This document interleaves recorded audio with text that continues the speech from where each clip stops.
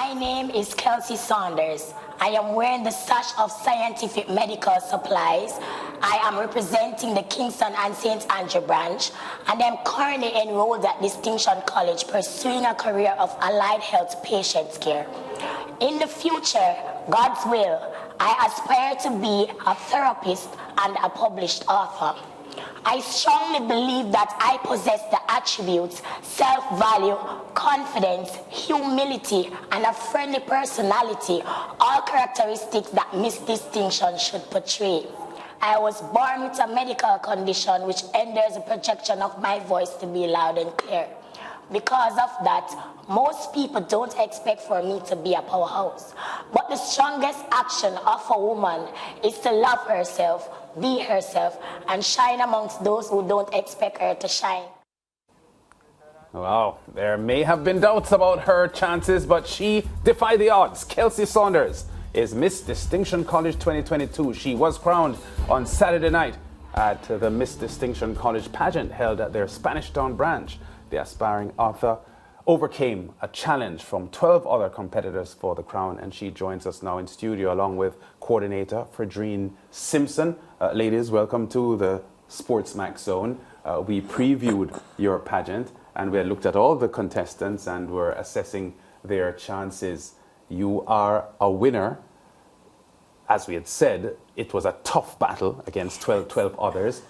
You sounded confident going in, based on your how you articulated your position. How satisfied are you with your performance and the ultimate achievement? I'm very satisfied, and I'm glad that I'm very elated. I'm super. Were you nervous on Saturday night? I'm very nervous. I was very nervous, but I believed in myself. So. Very sobering thoughts we heard you there in the presentation when you articulated your position and what your message was, yes, which was a very, very solid message. Yes, how much do you think that contributed to the judges going your way? I think it contributed a lot because young ladies in society now, they face low self-esteem. That's a very big challenge for them, and so I try to get that message across every time I get the chance, that the strongest action of a woman is to love herself, be herself, and shine amongst those who don't expect her to shine, because most of these young ladies that suffer from low self-esteem, it is contributed by people. Yeah. Other females, they might feel inferior to them because they might sound different, they might look different, and they might think that, oh, because I can't carry out certain activities like other people, I'm not normal. So I'm trying to let them know that being different is good. Yeah. You are an Argentina fan, I gather. Yes. Which makes you very happy this afternoon that your team is into the final. Yes, very happy. Were you watching the match today? No, I couldn't because I was... You're getting ready to come here. Well, yes. Fredrine is also an Argentina fan, I'm told. Indeed. Even though I gather that she's not as big as Argentina fan as you are. But Fredrine, you're here to talk about the contest. How satisfying was it as a coordinator to see the girls present themselves and the ultimate winner here, Kelsey? I must say I am very proud of them. It was difficult at times working with 12 different girls from all different backgrounds, all different personalities. It gets challenging at times, but when they know what they want and they're working towards what they want, then it makes it easier.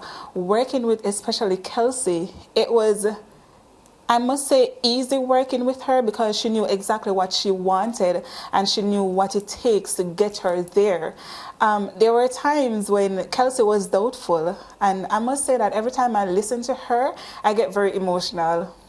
She was doubtful because of her medical condition, and initially she came to me and she was like, Miss Simpson, do you think I should join the pageant? Because of my voice, people go and say they don't like my voice or my voice is not cute or anything like that. And I said to her, do not let the fact that you have a condition be the determining factor for you.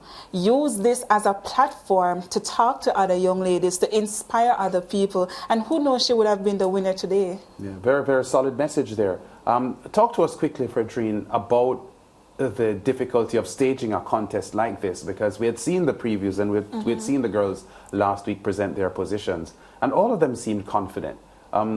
Is there sort of a coaching session or a coaching part of the preparation for the pageant to improve the confidence of the girls and how they project themselves? All right, so one of the challenges that we faced was the last time we had a pageant was 2019. COVID-19 came, so we were unable to have a pageant 2020, 2021. And then this year, the young ladies at school, they kept asking because they knew that pageants normally happen. So they kept asking and they're wondering, when are we going to have another pageant? When is the next Miss Distinction? Because they want to be a part of it. And it was kind of last minute that we actually decided, you know what, this year we're going to host the pageant. So preparation, we didn't have a lot of time in preparing. However, we had coaching sessions. We had the previous Miss Distinction, that's Miss Alicia Francis. She was there with me right through the entire process. We met with the girls very regularly, on a regular basis, sometimes 2-3 times for the week we met with them. We even had the angel came in and she had a coaching session with them as well. So it kind of helped them. It kind of built their confidence. And again, I must say I am very proud of them because to look at where they're coming from when they just started and they're like, is this really the little girl that came to do the interview?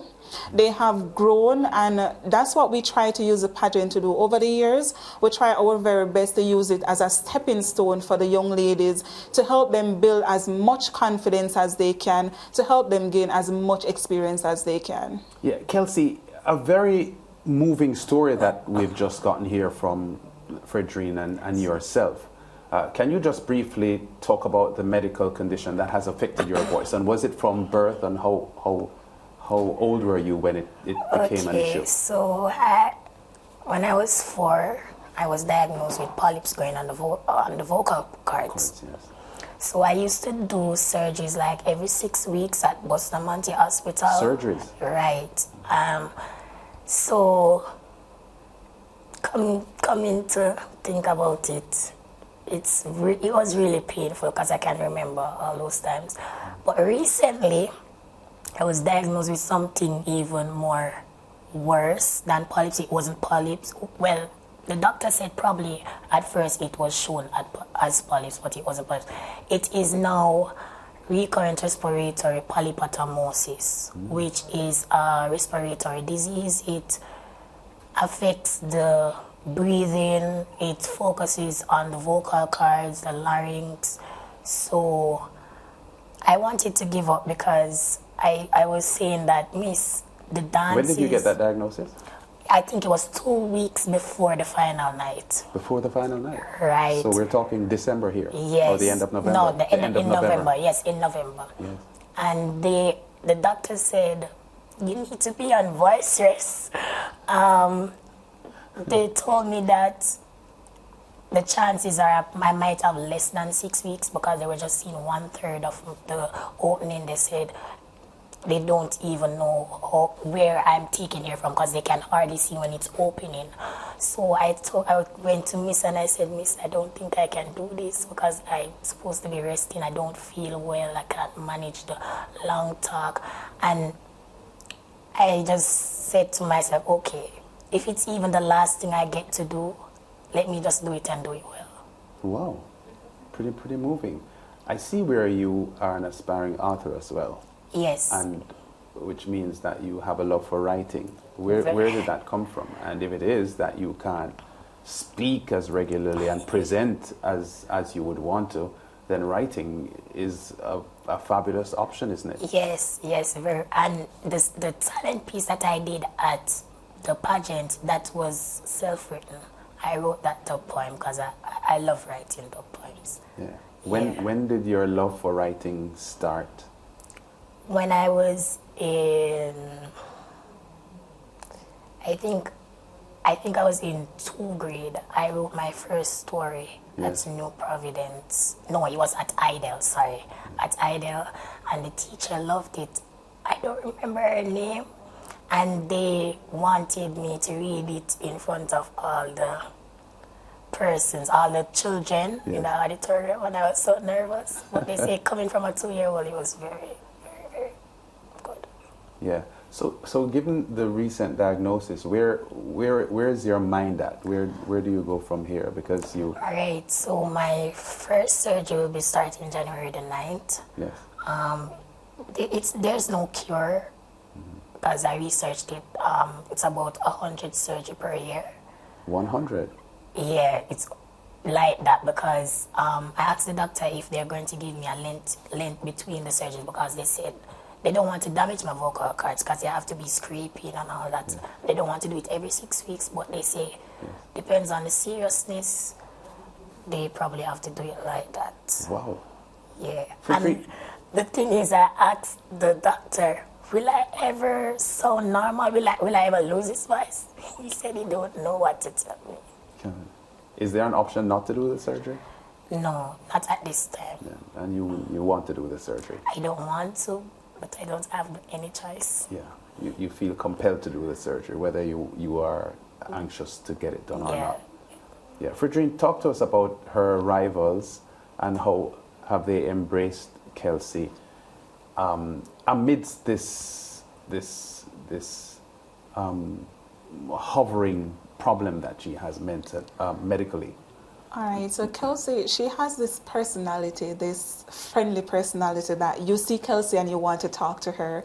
You see Kelsey and even if you don't like her, you automatically like her because of the personality that she has. They get along really well. Like, I don't think we've ever had any mishap through the competition. Everyone gets along really well.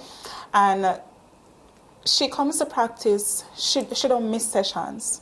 She is at all the sessions. She tries her very best to be at all interviews that we have to do. Whenever we have an outing to go, she is there. So in spite of the fact that she is not feeling well sometimes, they don't even know.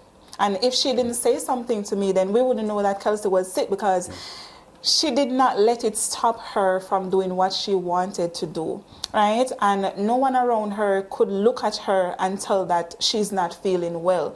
Even sometimes we have practice and the night before she would message me and she said, Miss Simpson, I'm not sure if I can come in because I don't feel well and all of that. And she still shows up.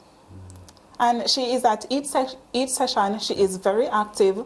And everyone around her loves her because of her personality. She gets along well with everyone. And even when she's not feeling well, she's still trying to motivate others. She's still trying to encourage others. That's the power of her. Especially in a school environment, an institution where learning is key. And Kelsey, on behalf of the entire SportsMax Zone team, let me congratulate you on your success at the pageant and also your success in life. Because you represent a real success story, hurdling all the difficulties that you have had. And we wish you all the best in the coming months, and we hope that the surgeries go well when they start in January. Thanks, Kelsey Saunders, Miss Distinction College pageant winner, and Fredrine Simpson, coordinator of the pageant, dropping in on the SportsMax Zone. We'll be back with Zone Update 2 after this.